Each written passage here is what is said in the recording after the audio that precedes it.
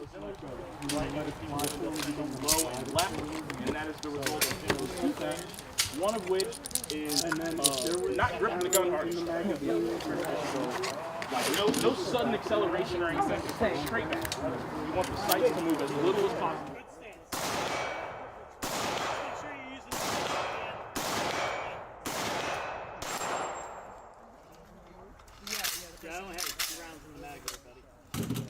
Otherwise, I think. All right, yeah.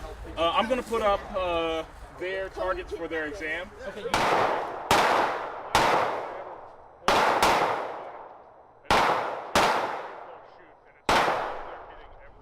Are you an enemy of the state? That's hard.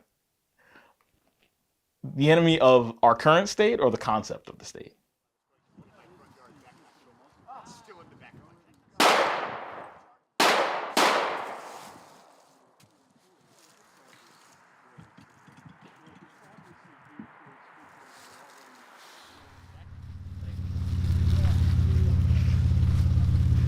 Circle around, everybody.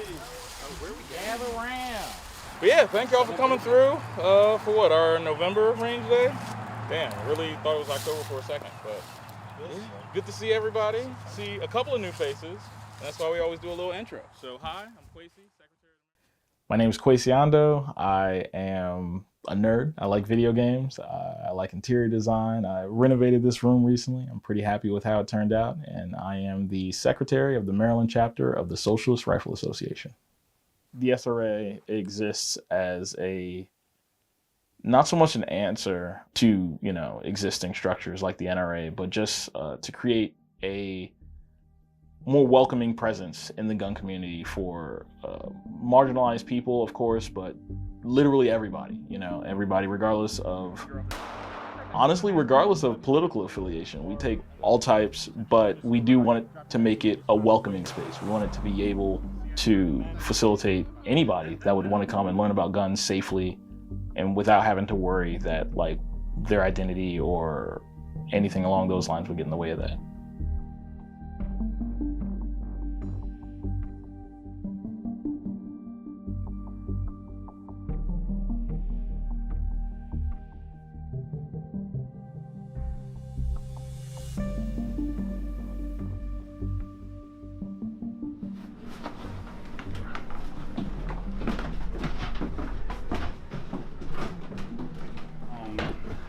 Favorite, if we're going by not as practical, but favorite is the Romanian PSL.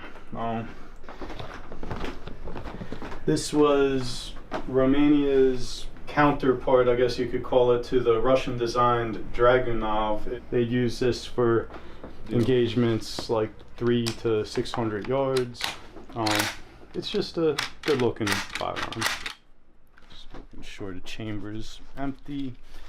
My name is Rob. I am 37 years old. I am an SRA member. I am a socialist. I have been a member of the SRA for about a little more than 2 years. I have been a socialist since I was a teenager. So socialism is the idea that a government and an economy, the means of production, the means of distribution, and the means of exchange should be controlled by the working class, by the people, by the proletariat. So socialism is by nature about equality. It is about creating or striving to create an egalitarian society free of prejudice, free of bigotry, free of sexism and homophobia and racism. So that would be the only kind of gun club I would join, would be a socialist one.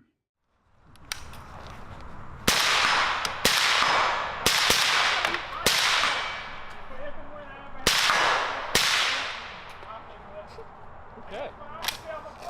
I'm sure, like, off the cuff, hearing Socialist Rifle Association, they're probably going to think we're a militia.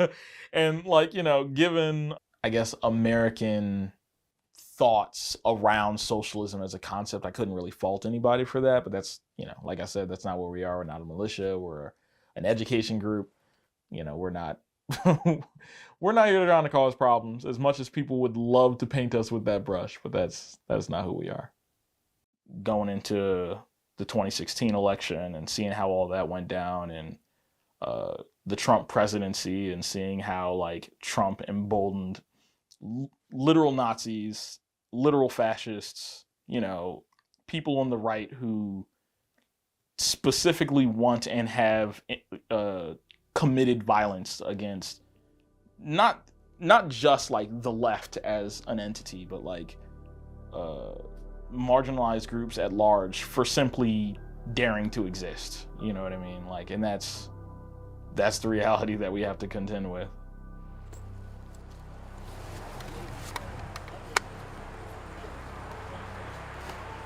Thank you, cameraman, for making me very nervous.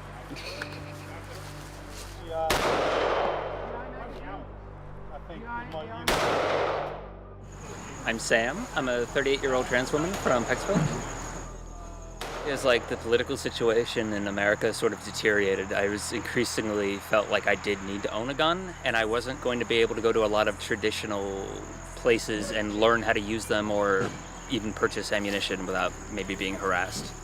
Not going to give my name, but I'm a trans woman, and I've been involved with the SRA for a few months at this point. Yeah, so the first time I received a death threat, this was at a protest.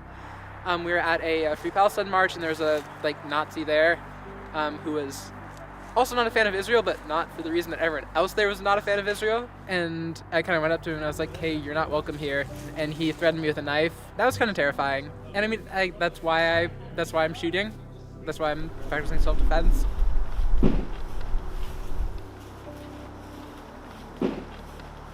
I have been a member of the SRA for 2 years, currently treasurer.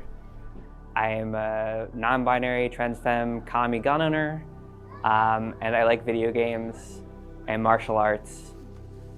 I've experienced things like, you know, getting called a faggot in public spaces. I have not really experienced getting beaten up since, God, I want to say like high school. Part of personally my passion for learning to defend yourself comes from that.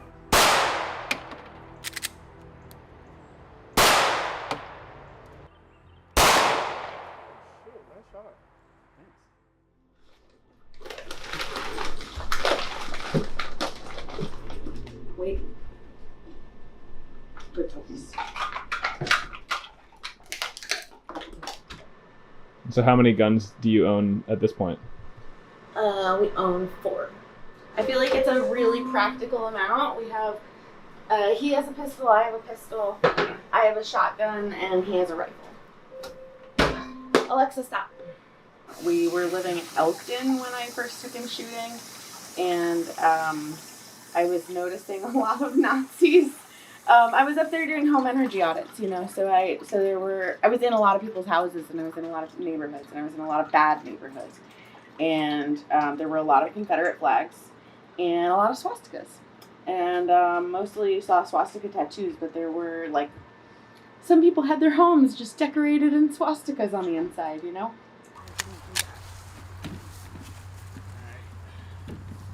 Wait, not shooting yet. Okay, not shooting. We bought our first gun shortly before the pandemic started, just because of the rising political tensions in this country, honestly. It is becoming more worrisome, and still is to this day. People are just growing emboldened. And one example, you know, that hit kind of close to home was we had some political signs out in front of our house, a Bernie sign, a couple of other political candidates. This was a few years ago. Our neighbor, a couple doors down, drove up in front of our house, got out of his car, started yelling at the house. I was working at the time in my office over there, and I could see him through, you know, at the window. And he was yelling at the house, and he tore the Bernie sign out of the yard, and he flung it at the house. And then most recently, you know, it was just a couple of months ago, I guess, he came, it was 2:15 in the morning, I think, and he appears on our security cameras. That's the reason we got the security cameras, was because of the first time he did this. And he walks across the street, he's out in front of the house, he's smoking a cigarette in front of the house, yelling at the house. And then he approaches the house and he steals 2 signs from us. He steals one, and then he comes back and he steals the other one.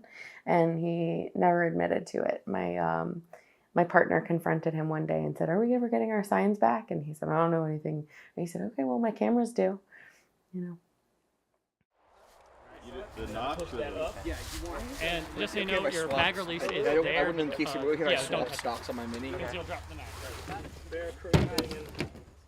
Maryland is one of the more restrictive states to own firearms in. They have a lot of hurdles, they have a lot of restrictions towards firearms ownership, and a lot of them can be overcome by money. So it kind of turns firearm ownership into a thing specifically for people of means.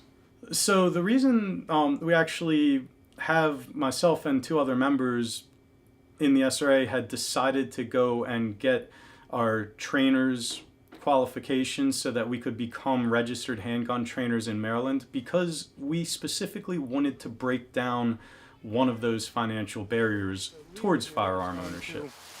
When we call hot range, that is when you uncase your firearms. You take your firearm, and it is helpful actually to mark the front of your case or have some way for you to remember which way the muzzle is pointing in your case.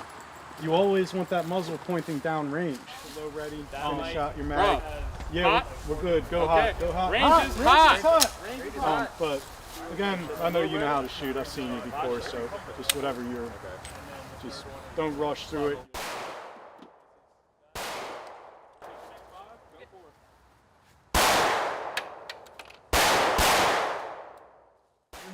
I definitely feel like traditional gun culture is intensely right-wing and exclusionary and very hostile to trans people.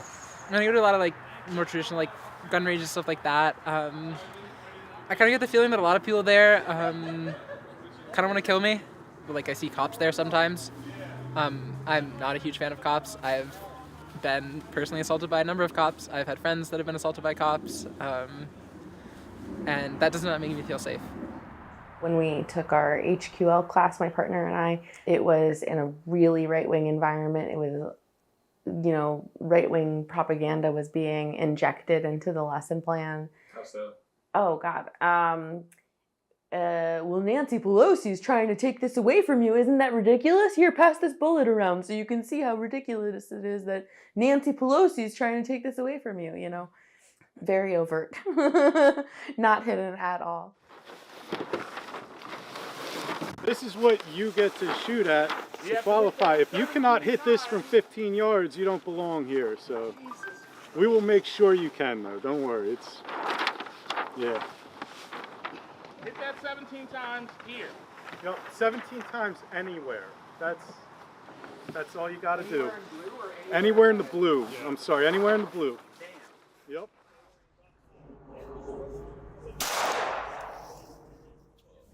14, 15, 16, 17, 19, 20, 21, 22.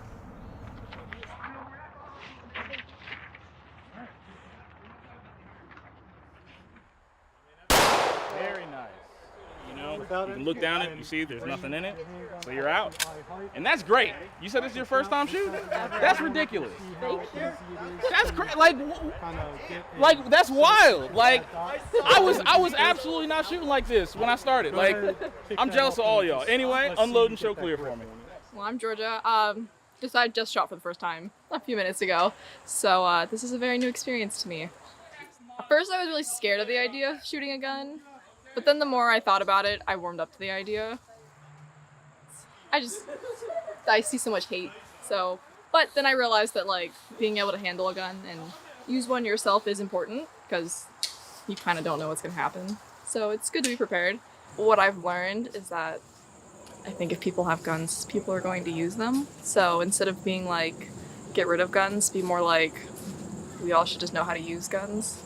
I actually liked it. It was exhilarating. Once I understood how to unload and load it and hold it, it was actually quite releasing. The SRA made me feel more comfortable doing these things because belief-wise, I don't feel like I'm clashing with people. I feel very, not necessarily we're all like aligned perfectly, but I feel like we're all more on the same path. I'm a member of the Socialist Rifle Association for the fact that I share a similar ideology with what I call my comrades, and we have similar interests and goals in mind. And it provides a safe space for me to come and shoot at the range without any sort of bias or discrimination.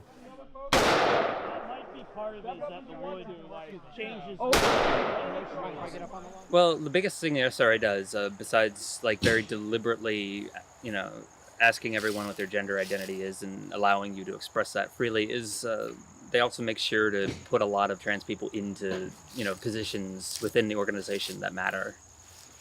So that really makes you feel like you belong, or at least very accepted.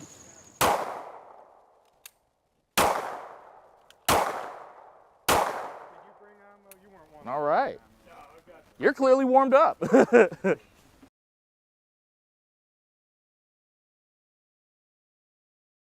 I have had, basically since like middle school, a very sustained passion in martial arts. For a really long time, that was enough for me, but I kind of have realized it's a very minor situation that martial arts prepares you for. It prepares you for a situation where someone who is bigger than stronger than you and unarmed and untrained attacks you, and they're alone. And that's pretty much it. If they're armed, or if there's a group of people, it gets a lot harder. Eventually I was just it's probably time to invest in other ways to defend myself.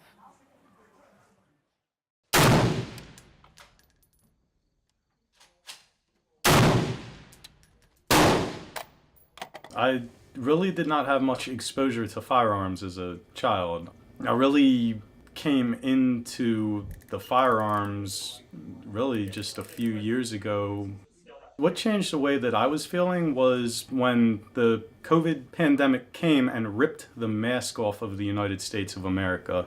I think that what happened with COVID was a lot of people out there saw that the government and the existing economic structures had absolutely no interest in alleviating the pain and suffering of the common folk, that when things got tight and the going got tough, the elites, the aristocracy of our society kind of hunkered down and adopted this attitude of, well, we're going to get everything for ourselves that we absolutely can and screw everyone else. There's a good chance if you find somebody who is impoverished in some way, they'll also be a part of some other marginalized group, be it by, gender, sexuality, race, so on and so forth. And those are the people that we are really aiming for when we look to people that we want to include in our organization, and just people that we want to help, because we don't just help people who are in our organization. We want to do outreach. We want people to be able to come to us regardless of whether or not they're affiliated with us for whatever education they would need in regards to firearms. Higher? Okay. Yeah, as high as you can reasonably get, really. Okay. So that this thumb is going and since you have a Beretta, you have a whole lot of real estate up here, right? Right. So you can just press your thumb, all the pressure right here, right? Okay. This hand should just be free to pull the trigger. All the pressure is here. Okay. So could I get... Firearms are a drop in the bucket of violence in the United States of America, and I do not believe that the answer is going to be in further continued or more restrictive gun legislation. It's just that our government, the powers that be, aren't going to fix our educational system. They're not going to provide housing and food for everybody. They're not going to provide medical care, so it's easier for them to take away the implements that threaten them the most.